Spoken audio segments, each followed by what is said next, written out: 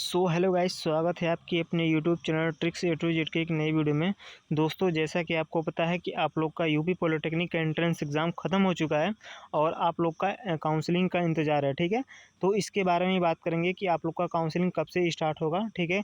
कुछ आपके importance documents हैं, उसके बारे में बात करेंगे। आप देख सकते हैं जो इंपॉर्टेंट डॉक्यूमेंट्स हैं उसके बारे में बात करेंगे और डॉक्यूमेंट वेरिफिकेशन के समय कौन कौन से आपको डॉक्यूमेंट्स लगने हैं इसके बारे में बात करेंगे, ठीक है। काफ़ी सारे कमेंट्स आ रहे हैं और रिज़ल्ट के बारे में बात करेंगे, ठीक है। जैसा कि आपको पता है कि आप लोग का रिज़ल्ट क्या नाम है, किस तारीख को आने वाला था और क्यों नहीं आया है रिज़ल्ट आपका, इसके बारे में बात करेंगे वीडियो के लास्ट में, ठीक है। और काउंसलिंग कब से होगी इसके बारे में बात करेंगे, ठीक है। और काउंसलिंग के लिए महत्वपूर्ण जो दस्तावेज़ हैं उसके बारे में बात करेंगे। तो काफ़ी सारे आप लोग के डाउट्स हैं, इस डाउट्स को इस वीडियो में ही क्लियर करेंगे। तो बिल्कुल वीडियो को ध्यान से देखेंगे, स्किप नहीं करेंगे, ठीक है।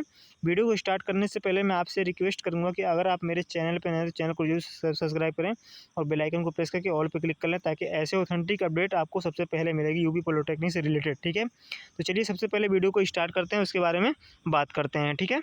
सो गाइस, आप देख सकते हैं जो आप लोग का क्या नाम है कि डॉक्यूमेंट्स लगने वाले हैं। डॉक्यूमेंट वेरिफिकेशन के समय आप लोग के कौन कौन से डॉक्यूमेंट्स लगेंगे इसके बारे में सबसे पहले बात कर लिया जाता है, ठीक है।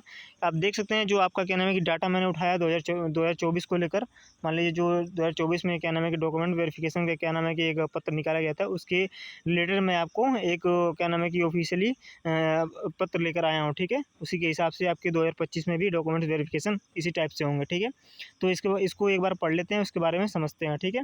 लिखा है, संस्था में डॉक्यूमेंट्स वेरिफिकेशन के भाग लेने वाले अभ्यर्थियों को सूचित किया जाता है कि डॉक्यूमेंट वेरिफिकेशन कराने हेतु निम्न प्रमाण पत्रों के एक प्रतिलिपि एक मूल प्रमाण पत्रों के साथ संस्था में उपस्थित हो, ठीक है। अगर आपको मान लीजिए डॉक्यूमेंट वेरिफिकेशन करना है, देखिए डॉक्यूमेंट वेरिफिकेशन करते समय आपको कौन कौन सी बातों का ध्यान रखना है इसके बारे में बात करेंगे, ठीक है। तो यही बताया गया है कि डॉक्यूमेंट वेरिफिकेशन को क्या नाम है कराने समय आपको उसका एक फ़ोटो स्टेट निकालवा लेना, ठीक है। कौन कौन सा फ़ोटो स्टेट लगेगा इसके बारे में बात कर लेते हैं। सबसे पहला पॉइंट है आपका प्रवेश परीक्षा का क्या नाम है कि जो है प्रवेश परीक्षा का प्रवेश पत्र, ठीक है। जो आप लोग का एडमिट कार्ड है उसका एक क्या नाम है कि कम से कम 2 सेट निकलवा लेंगे, ठीक है।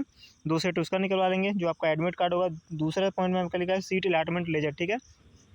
सीट अलॉटमेंट रिजल्ट में क्या रहेगा आपका कि जो मान लीजिए आपका जो सीट अलॉट होगा उसको आप अपने लॉगिन से डाउनलोड कर लेंगे, ठीक है।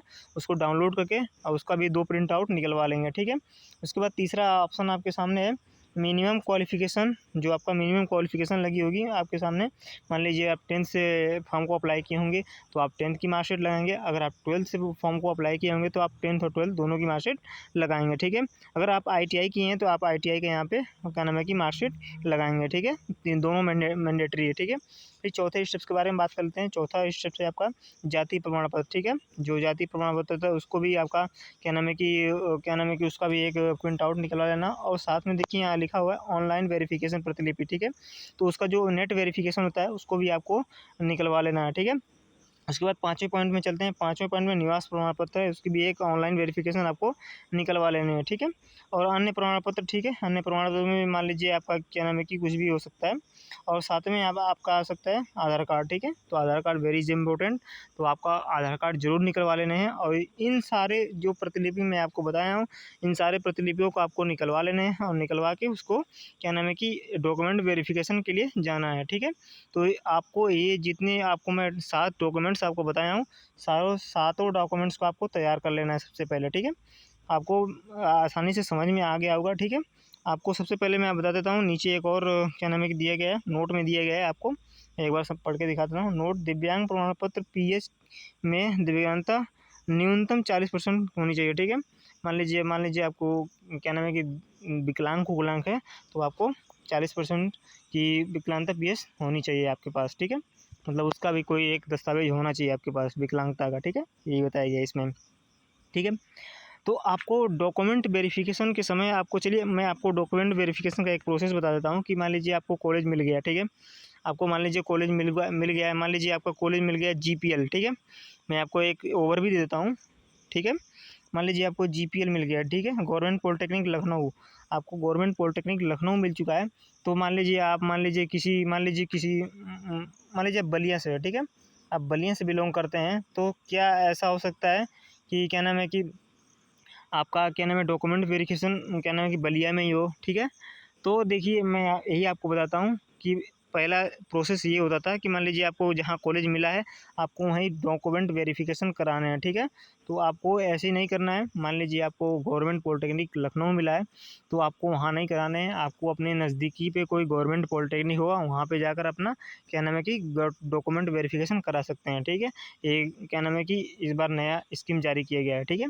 तो आपको कन्फ्यूजन दूर हो गई होगी कि आपको मान लीजिए जो भी डॉक्यूमेंट वेरिफिकेशन कराना है आपके ज़िले में होगा, जो गवर्नमेंट पॉलिटेक्निक होगा वहाँ पे जाकर अपना डॉक्यूमेंट वेरिफिकेशन करा सकते हैं। तो मैं बता दिया हूँ कि आपको डॉक्यूमेंट वेरिफिकेशन में कौन कौन से आपके क्या नाम है प्रतिलिपि लगने वाले हैं, इसके दो दस्तावेज आप निकलवा लेंगे, ठीक है। शायद आपका डाउट्स इसमें क्लियर हो चुका होगा, ठीक है। चलिए अब दूसरी बात है, काउंसलिंग की बात कर लेते हैं। काउंसलिंग आपका कब से होने वाला है, ठीक है। आपको बताइए हो कि आपका रिज़ल्ट मान लीजिए, चलिए पहले रिज़ल्ट के बारे में बात कर लेते हैं। आपका रिज़ल्ट आज 21 तारीख है, आपको पता ही होगा कि आज रिज़ल्ट क्यों नहीं आया है, इसके बारे में बात कर लेते हैं। आपका रिज़ल्ट इसलिए नहीं आया है क्योंकि आज थोड़ा टेक्निकल एरर हो गया है, ठीक है।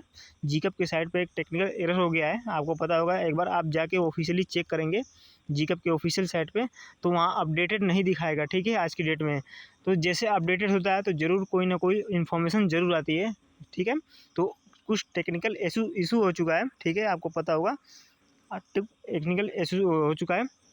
उसके बाद मान लीजिए आपका रिज़ल्ट नहीं आया है तो मैं आपको एक क्या नाम है कि एकदम कंप्लीट डेट बताता हूँ। जो आपका रिज़ल्ट लगभग क्या नाम है कि 22 तारीख कल की डेट में आपको ज़रूर रिज़ल्ट देखने को मिल जाएगा, लगभग दोपहर बाद, ठीक है।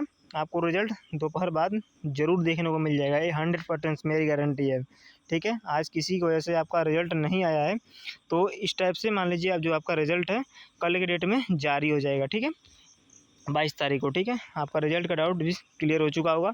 और चलिए दूसरे पॉइंट से बात कर लेते हैं जो आपका काउंसलिंग को लेकर है। बहुत सारे बच्चे इस पे भी कमेंट्स कर रहे हैं कि काउंसलिंग कब से स्टार्ट होगा।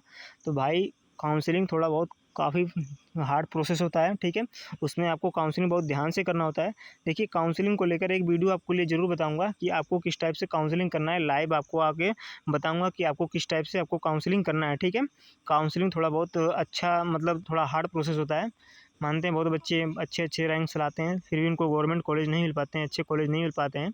तो ये काफ़ी सारी दिक्कतें हैं। तो आपको किस टाइप से काउंसलिंग करना है इसके बारे में बात करेंगे, ठीक है। तो रिज़ल्ट लगभग आपको 22 तारीख को देखने को मिल जाएगा। 22 तारीख को दोपहर लगभग कल के डेट में आपको देखने को मिल जाएगा रिज़ल्ट दोपहर बाद, ठीक है। वही क्या नाम है कि 2 बजे से या तो 3 बजे के बीच में आपको रिज़ल्ट देखने को मिल जाएगा। जैसे रिज़ल्ट जारी होगा तो मैं आपको तत्काल प्रभाव से ज़रूर इन्फॉर्म कर दूँगा वीडियो के माध्यम से, और लिंक की भी प्रोवाइड करा दूँगा कि आप वहाँ से जाके आसानी से अपना क्या नाम है कि रिज़ल्ट आपको देख सकते हैं, ठीक है। और काउंसलिंग को डेट आपको लिए बताता हूँ। जो आपका काउंसलिंग का डेट है रहने वाला है लगभग 1 जुलाई से स्टार्ट हो जाएगा, ठीक है। जो आपका काउंसलिंग का प्रोसेस है आपको 1 जुलाई से देखने को मिल जाएगा। आपको बिल्कुल घबराने की ज़रूरत नहीं है। जो आपका काउंसलिंग है जल्दी लगभग 1 जुलाई के बीच में आपका स्टार्ट हो जाएगा। और काउंसलिंग का प्रोसेस जानता है थोड़ा सा काफ़ी लंबा पड़ता है, काफ़ी राउंड्स में जाते हैं। मान लीजिए सीट्स नहीं भर पाती है तो राउंड्स बढ़ाने पड़ते हैं बोर्ड को। तो मानते हैं अगर इस बार थोड़ा फॉर्म ज़्यादा अप्लाई हुआ है तो हो सकता है कि इस बार राउंड थोड़ा कम हो सके, लेकिन ये भी हो सकता है कि अगर सीट नहीं फुल होगा तो राउंड को बढ़ा भी दिया जा सकता है इस टाइप से, ठीक है। तो आपको इसमें बिल्कुल घबराने की ज़रूरत नहीं। जैसे कोई इन्फॉर्मेशन आती है, जैसे रिजल्ट आता है तो मैं आपको तत्काल प्रभाव से ज़रूर इन्फॉर्म करूँगा, ठीक है। तो इस वीडियो में इतना ही, मिलते हैं नेक्स्ट वीडियो में, तब तक के लिए जय हिंद।